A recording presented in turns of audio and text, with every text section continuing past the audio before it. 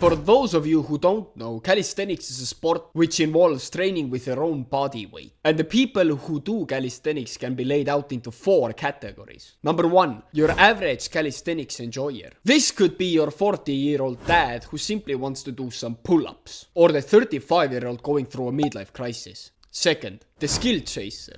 These are usually 14-year-olds who practice handstand in the gym. You see them quite often. They have a fragile ego because their girlfriend recently broke up with them. Third, the ultra giga pro athletes. These guys are competing worldwide and are battling their skills 1 versus 1 on a duel to the death usually. Usually they're under 5'2", and some of them are egocentrical, like this guy. But I'll get to that in a bit. Fourth, and the final group of individuals who I like the most. But before I talk about those, let's deep dive into the other categories. The average calisthenics enjoyer is a type of guy who usually enjoys to train, stays active, lives a healthy lifestyle, unlike the pro athletes who have a caffeine and a pre-workout addiction. These guys usually go to the gym simply to stay fit. They don't have enormous gains, they don't have giant biceps, and they usually live a longer life because they have rarely any injuries. You can see them practically in every gym nowadays. They don't care about the wider impact of calisthenics, or they probably don't even know what calisthenics is, but they do it anyways. They simply want to get their reps in, go home to their girlfriends and sleep with the nightlight on. The skill chasers. These are a special kind of breed. These are the guys who train for skill, and basically only that. They typically argue over training routines and styles over on social media, something in the lines of, pelvic activation is not necessary to get the adequate amount of pelvis, penis, floor activation, floor muscles. Like, shut the fuck up. No one likes you when you talk like that, remember that. I started out like that, but I grew out of that phase after I realized there is more to life than living in my mom's basement and training the handstand. Searching hours and hours upon end for the right technique to perform a handstand. These guys usually skip leg days for decades and they get no women. They usually buy Cornations, arm supports, a full pack of parallettes, a straight bar, every possible equipment known to man, while being able to hold an L-sit. You don't need fucking joint suppressions for an L-sit. What the fuck is wrong with you? What you need is a life. Now the juicy part, the professional athletes. These guys are mostly short, and I mean short, but they're strong as hell. They are typically considered a freak of nature.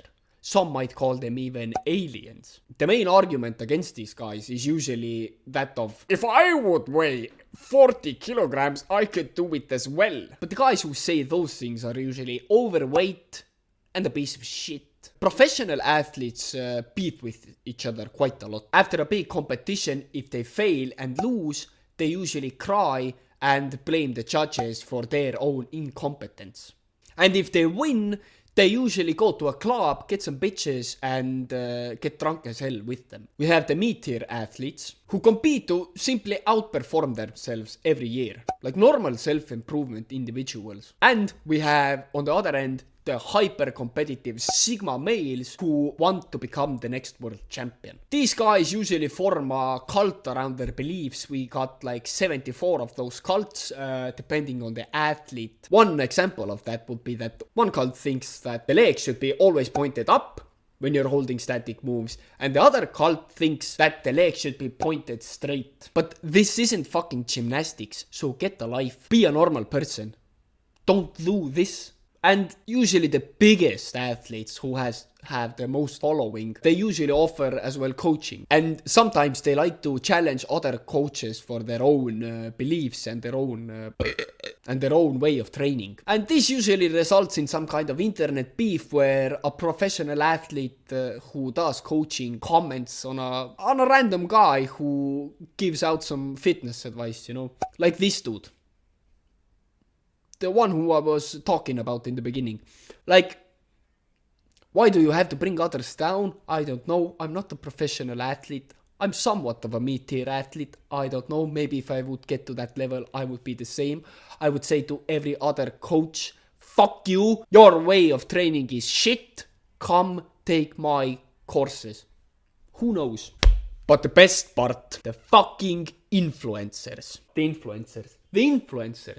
fucking influencers. These influencers, I would split them up to two categories. The influencers who inspire millions of people to start their self-improvement journey, to start their calisthenics journey, and to develop themselves. The guys who inspire people, they are insightful and they usually have a magnificent story around their transformation. And they leave an impact on the world. Daniel's License, Fitness FAQs, Hybrid Calisthenics, Austin Dunham, the list goes on. They post insightful stories, educational videos, and if they would release a product, it would sell out immediately because they have a big fan base of loyal fans. And then we have the clickbait fucking clown.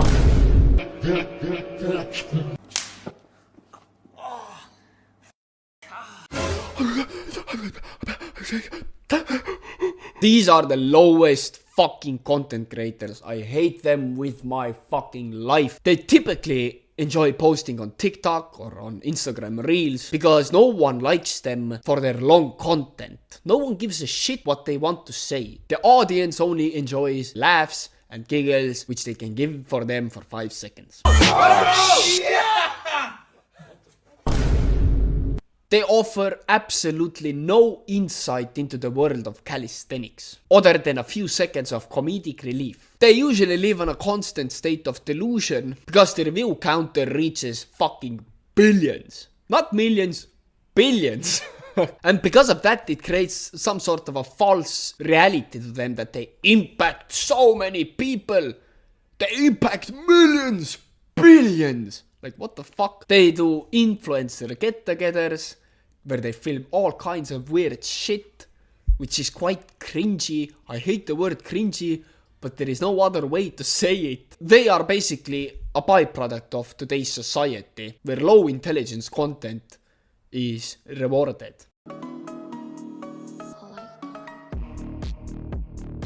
What the fuck is this shit? Why? Who finds it funny? There aren't even as many likes. Why are you posting these kinds of things? What do you get paid?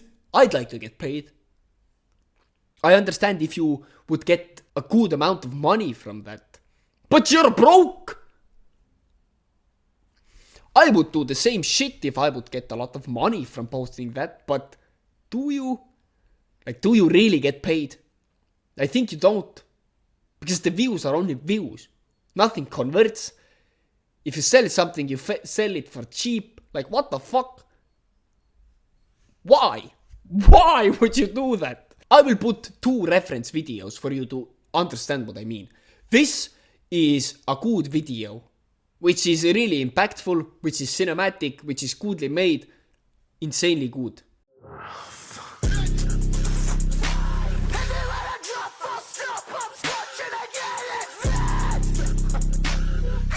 And here is a video of what I described just earlier.